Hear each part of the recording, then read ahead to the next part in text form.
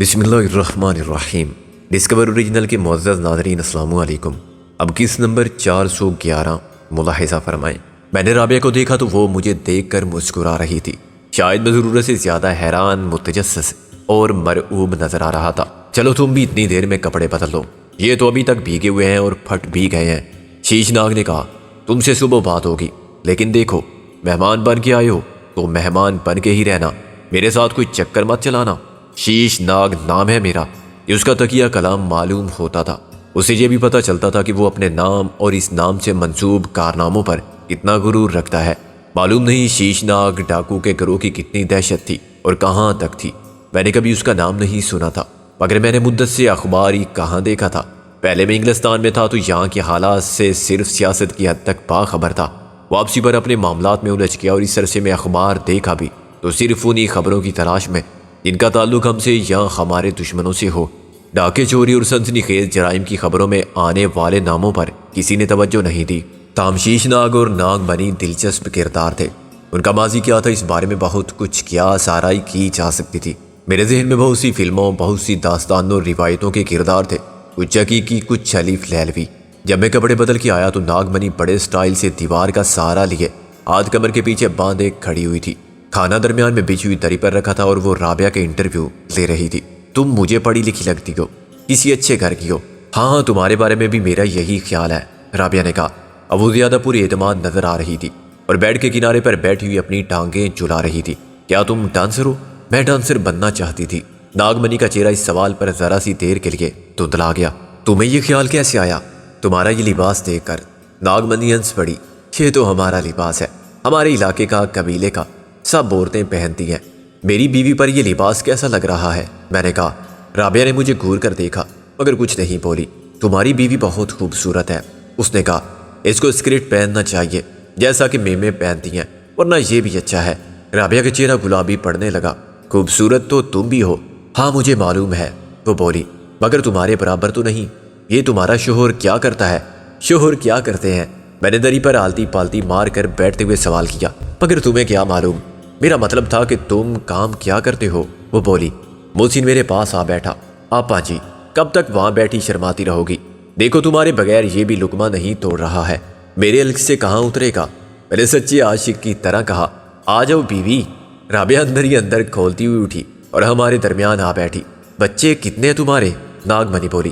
رابعہ کا رنگ اس کی آتشی گلابی چولی جیسا ہونے لگا۔ 7۔ میں نے کھانا نکلتے ہوئے کہا۔ ابھی کچھ طے نہیں، 12 بھی ہو سکتے ہیں۔ ناگ منی ہنسنے لگی۔ مجھے لگتا ہے کہ تمہاری شادی ہی نہیں ہوئی ابھی، تم اس کے ساتھ بھاگے ہو۔ یہ تم نے کیسے اندازہ کیا؟ میں نے کہا۔ تمہاری صورتیں دیکھ کر۔ تم جھوٹ بول رہے ہو، یہ تمہاری بیوی ہوتی تو ایسی باتوں پر خفا نہ ہوتی اور ایسے نہ شرماتی۔ ناگ منی نے بڑی صفائی سے ہم دونوں کے تعلق کی حقیقت واضح کر دی۔ وہ واقعی ذہین تھی، اس کی مردم شناسی اور قوت مشاہدہ قابل تعریف تھی۔ مگر مجھے ایک شعر یاد آیا جو اسی کیفیت کا آئینہ دار تھا۔ غیروں پہ کھل نہ جائے کہیں راز دیکھنا، میری طرف بھی غمزہ غماز دیکھنا۔ یہ رابعہ کا غماز تھا جس نے رابعہ کا راز افشاں کر دیا۔ وہ داڑھی والا جو رات کو بندوق لے کر تمہارے پیچھے آیا تھا، اس کا باپ ہوگا۔ ناگ منی نے اپنے ذہن میں واقعات کی مدد سے ایک فلمی کہانی کا اسکرپٹ تیار کر لیا۔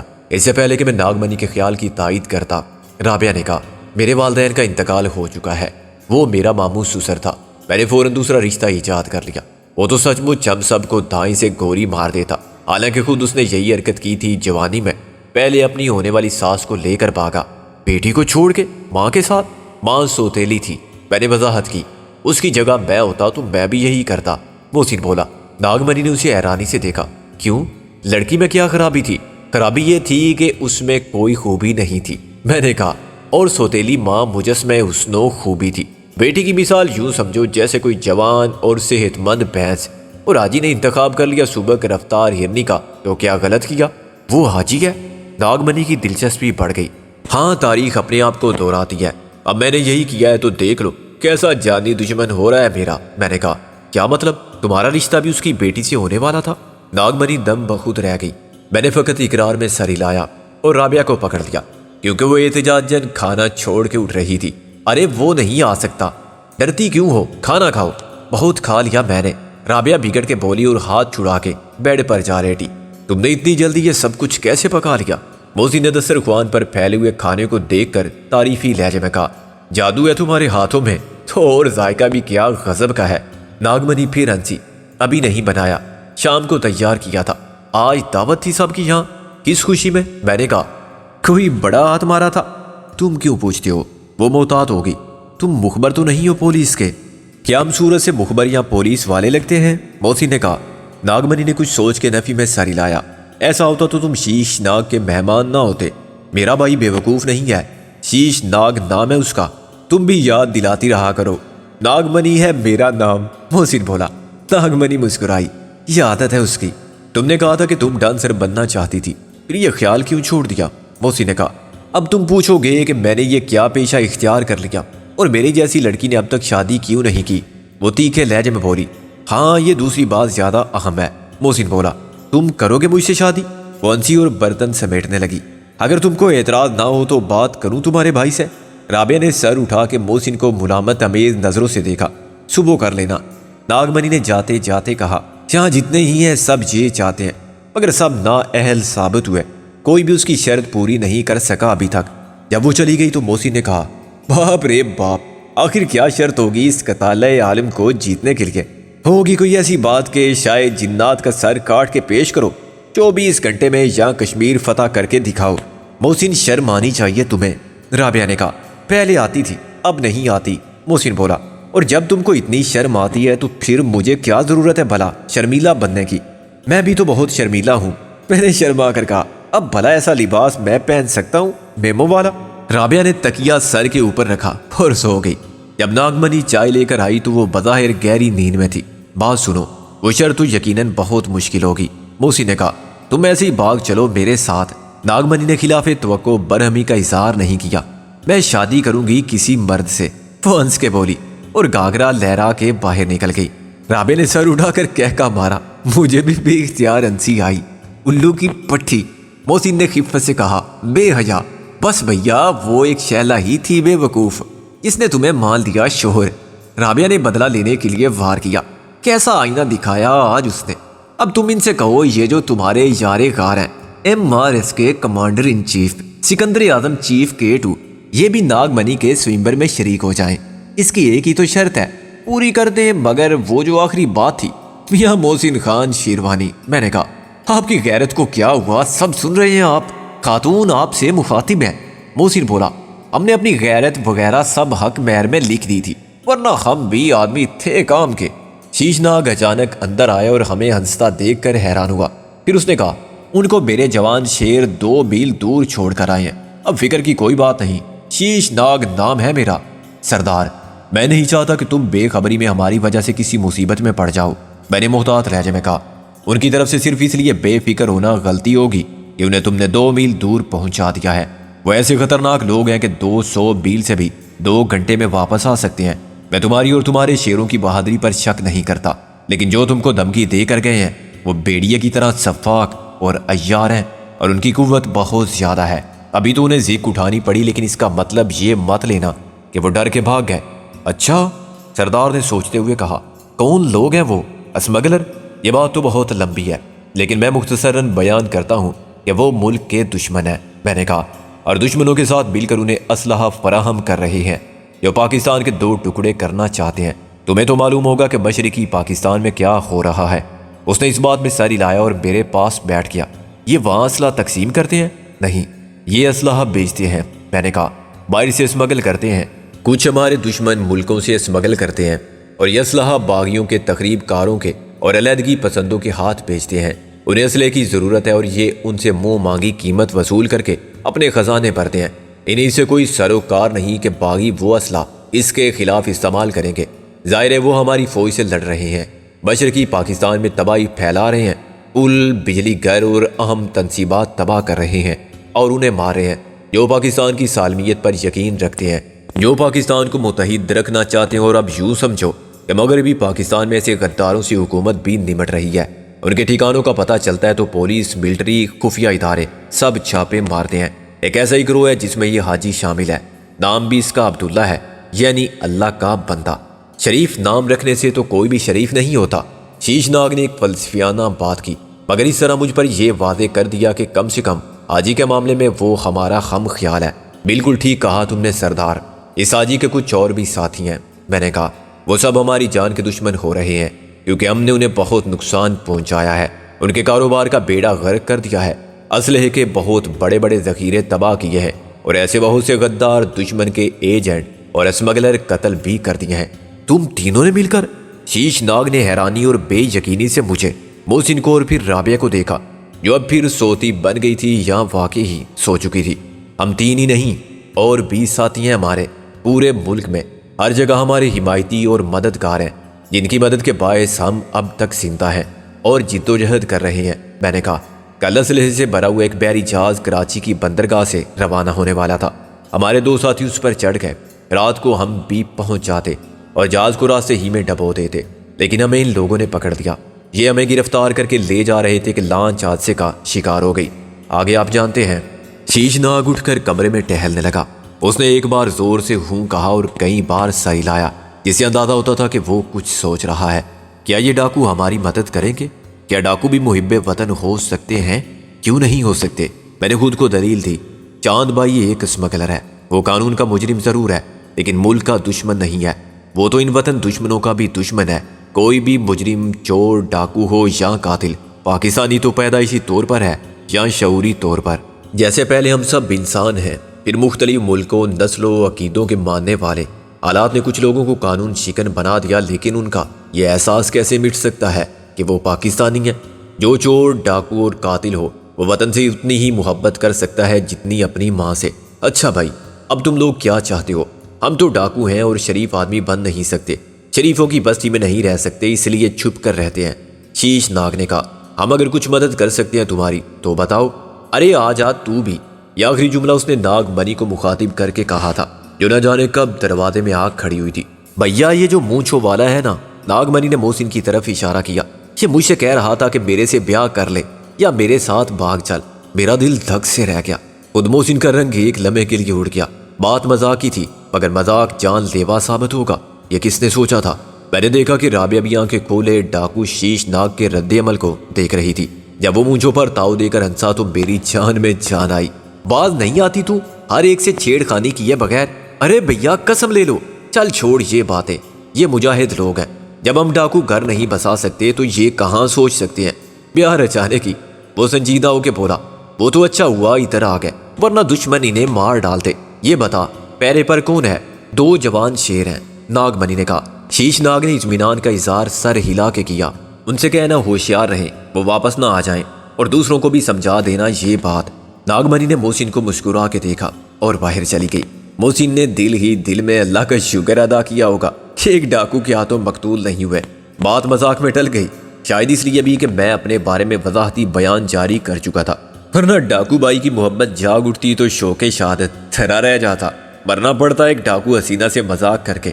اچھا بھائی شیر جوانوں، شیش ناگ بولا، کیا چاہیے تمہیں؟ روپیہ، پیسہ، لاکھ، 2 لاکھ تو ڈیرے پر ہوگا؟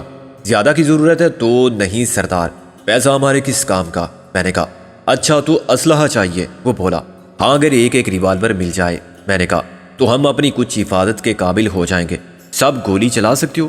یہ شیرنی بھی؟ اس نے رابعہ کی طرف دیکھ کر کہا۔ وہ ہر بہادر مرد کو شیر اور عورت کو شیرنی کہنے کا عادی معلوم ہوتا تھا۔ ہاں سردار، گولی کیا توپ کا گولا چلا سکتے ہیں سب۔ اور نشانہ کیسا ہے؟ خیر اچھا ہی ہوگا، وہ بولا، صبح دیکھ لیں گے، ریوالور میں ابھی بھجواتا ہوں۔ تم نے اچھا کیا جو سب بتا دیا، اب وہ آتے ہیں تو آئیں۔ شیش ناگ نام ہے میرا۔ جب وہ چلا گیا تو رابعہ اٹھ بیٹھی۔ 1.25 روپے کی نیاز دو اور آئندہ کے لیے توبہ کرو، اس نے محسن کو چھیڑتے ہوئے کہا۔ تمہارا کیا تھا؟ بیوہ تو شیلا ہوتی، کیا مزے سے کہہ دیا تھا بھاگ چلو میرے ساتھ۔ اگر وہ مان جاتی تو کیا تھا، ہم شری 4 کر سکتے ہیں، اس کے بعد بھی 2 آسامیاں خالی ہوتی۔ اسی نے ڈھیٹ بن کر کہا ہاں مگر اس کمبخت نے شرط لگا دی کہ بیاہ کروں گی تو کسی مرد سے۔ رابعہ نے پھر ہنسنا شروع کر دیا۔ مردوں کی حالت دیکھ لی ابھی کیا ہو رہی تھی۔ عزیزہ تم یہ بار بار سونے جاگنے کا ڈرامہ کیوں کر رہی ہو؟ میں نے کہا میرا موڈ ویسے ہی رومانٹک ہو رہا ہے، کیا خیال ہے سمندر کی طرف چلے، کوئی فلمی گانا ہو جائے؟ تمہارا تو لباس بالکل وہی ہے جو کسی فلم میں نیلو کا تھا، بس تو پھر آنکھیں بند کر کے لیٹ جائیے اور نیلو کے ساتھ ہی رقص فرمائیے، رابعہ نے کہا، اور پھر آنکھیں بند کر لی۔ شیش ناگ جب آخری بار آیا تو اس کے پاس 3 ریوالور تھے۔ تینوں سروس ریوالور تھے جو مسلح افواج یا پولیس کے پاس ہی ہوتے ہیں۔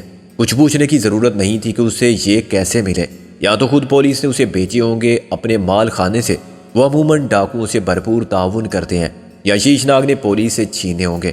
اس نے ہمیں اضافی راؤنڈ بھی فراہم کیے، اور جب ہم نے لوڈ کیا تو وہ خاصی دلچسپی سے دیکھتا رہا۔ ایک بات بتاؤ سردار، میں نے کہا، اس بستی میں کون لوگ رہتے ہیں؟ یہی معمولی حیثیت کے غریب لوگ ملے جلے۔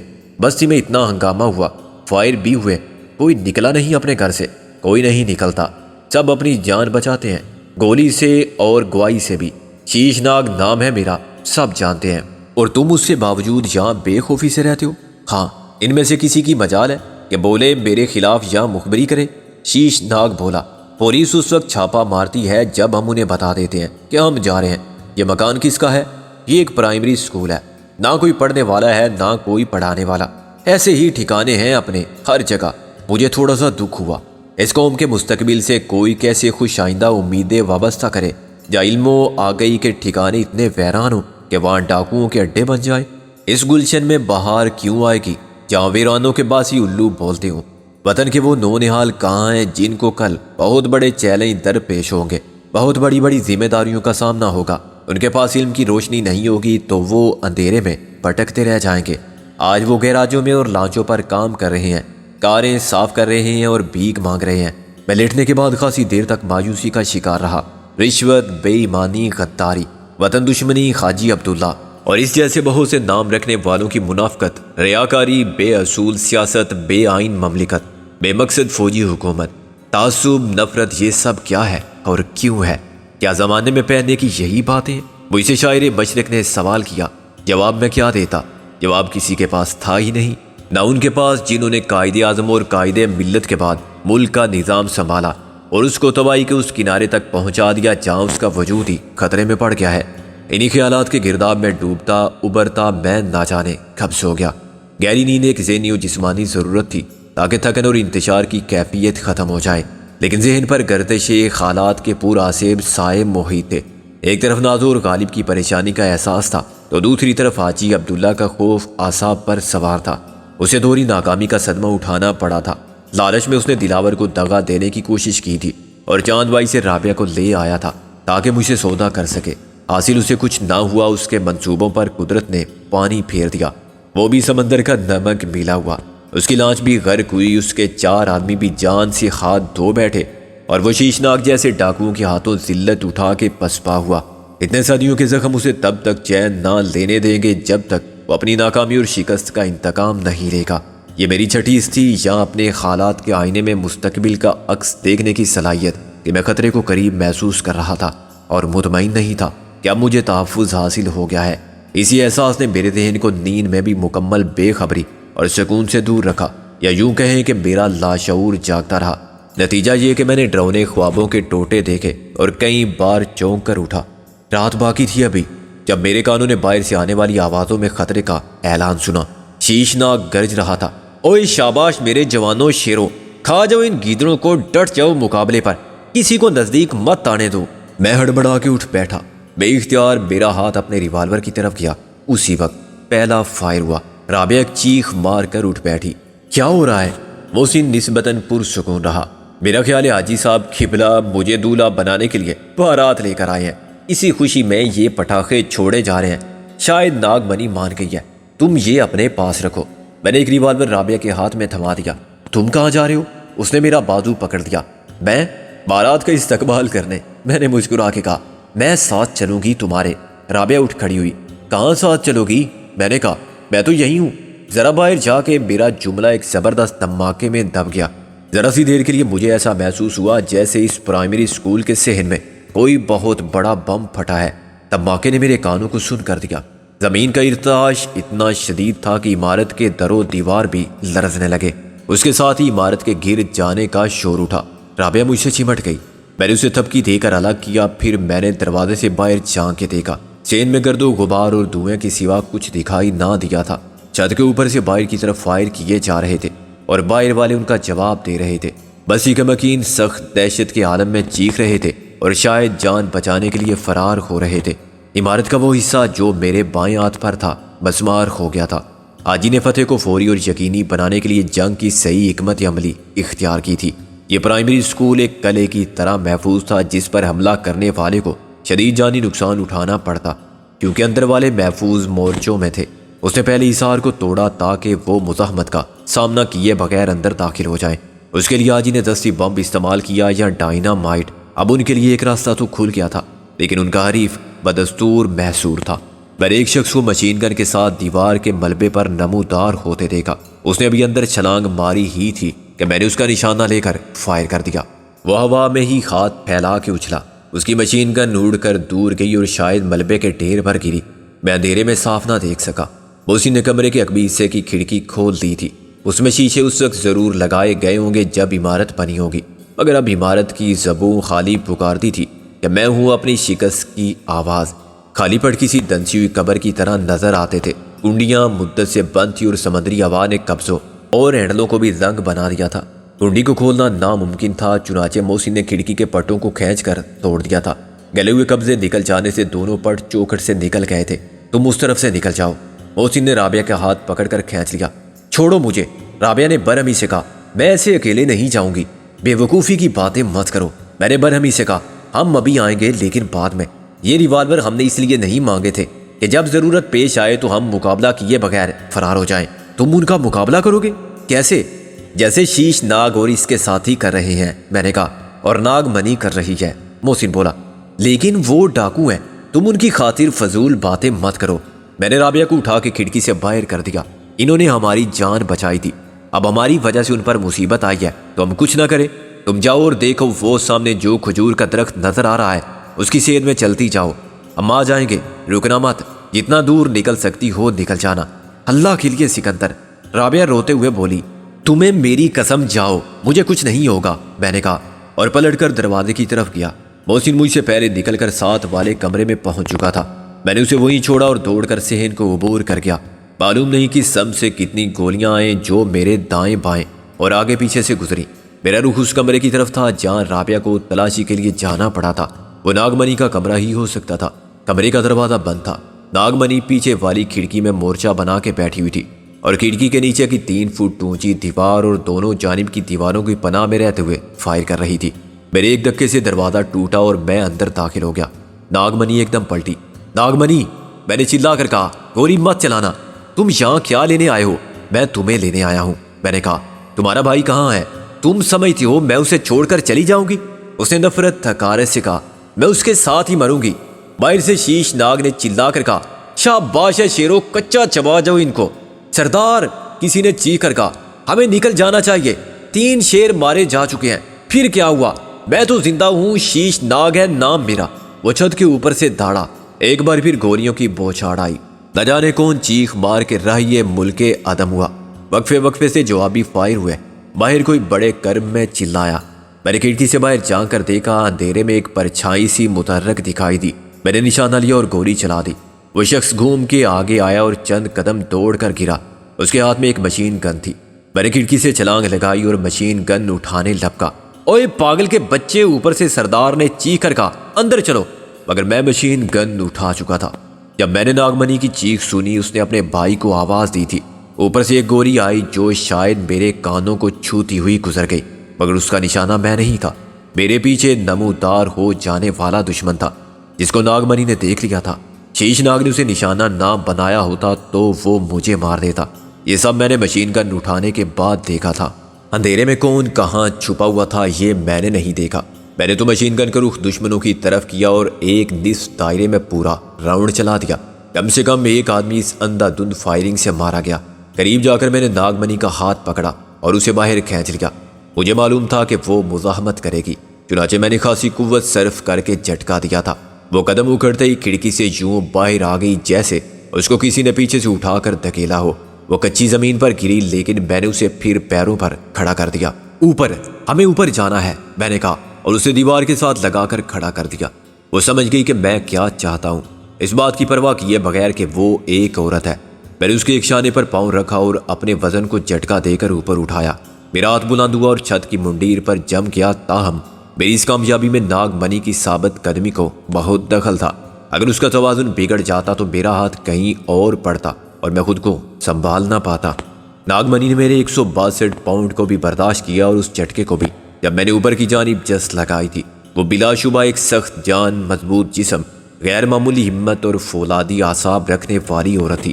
چھت پر پہنچتے ہی میں نے الٹا لیٹ کر ہاتھ نیچے کیا۔ ناگمنی نے اچھل کر میرا ہاتھ تھامنے کی کوشش کی مگر ناکام رہی۔